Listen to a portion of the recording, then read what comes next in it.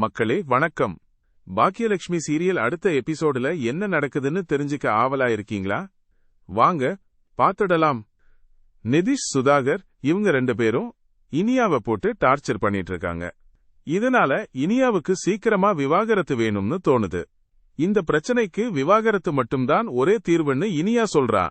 இதை கேட்டுட்டு பாக்கியாவும் கோபியும் இனியாவுக்கு விவாகரத்து வாங்கி கொடுக்க முடிவு பண்றாங்க. இன்னைக்கு பாக்கியலட்சுமி சீரியல்ல என்ன நடக்குதுன்னு பாத்தீங்கன்னா, சுதாகர் வீட்டுக்கு எழில், செழியன், கோபி இவங்க 3 பேரும் போறாங்க. அங்க நிதிஷ் ரொம்ப திமிரா பேசுறான். அதனால எழிலும் செழியனும் அவனை போட்டு வெளுத்து வாங்குறாங்க. தன்னோட பையனை அடிச்சதுனால சுதாகரும் சந்திரிகாவும் பயங்கரமா கோபப்படுறாங்க. கோபி என்ன சொல்றாருன்னா, இனிமே என் பொண்ணை ஏதாவது தொந்தரவு பண்ணா சும்மா இருக்க மாட்டோம், உங்க பையனை பார்த்து வச்சுக்கோங்க சுதாகர் அப்படின்னு எச்சரிச்சுட்டு எழில் செழியனை கூப்பிட்டுட்டு கிளம்புறாரு. சுதாகர் கடைக்கு வந்து பேசினதால பாக்கியா நேரா வீட்டுக்கு வரா. செழியனையும் எழிலையும் கூப்பிடுறா. அவளோட சத்தம் கேட்டு கோபியும் அங்க வராரு. சுதாகர் வீட்ல என்ன நடந்துச்சுன்னு பாக்கியா அவங்க கிட்ட கேக்குறா. அப்புறம் ஈஸ்வரி நடந்த எல்லா விஷயத்தையும் சொல்றா. எழில் என்ன சொல்றான்னா, அந்த நிதிஷ் திமிரா இனியாவை பார்ப்பேன்னு சொல்றான்மா, பார்த்துட்டு சும்மா இருக்க முடியுமா அப்படின்னு கேக்குறான். பாக்கியாவும் ஹோட்டலுக்கு சுதாகர் வந்த விஷயத்தை பற்றி சொல்றா. பொண்ணு வாழ்க்கைய பத்தி யோசிக்க மாட்டீங்களான்னு கேக்குறாரு அப்படின்னு சொல்றா. அப்ப இனியா என்ன சொல்றானா, எப்படியும் அந்த நிதிஷ் எதை பண்ணக்கூடாதுன்னு சொல்றமோ அதைத்தான் பண்ணுவாரு, இது எல்லாத்துக்கும் ஒரே முடிவு விவாகரத்து மட்டும்தான் அப்படின்னு சொல்றா.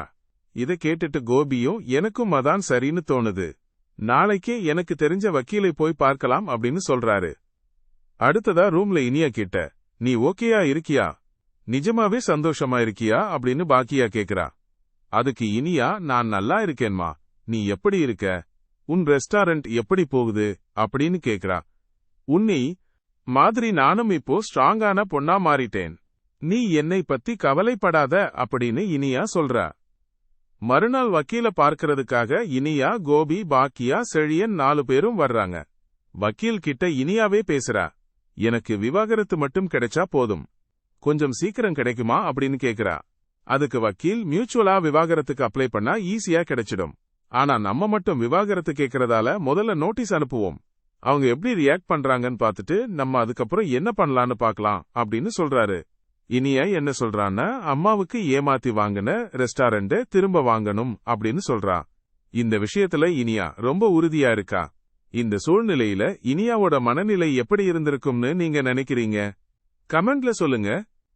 இதுக்கப்புறம் பாக்கியா ஹோட்டலுக்கு வந்த பிறகு செல்வி கிட்ட கதறி அழறா.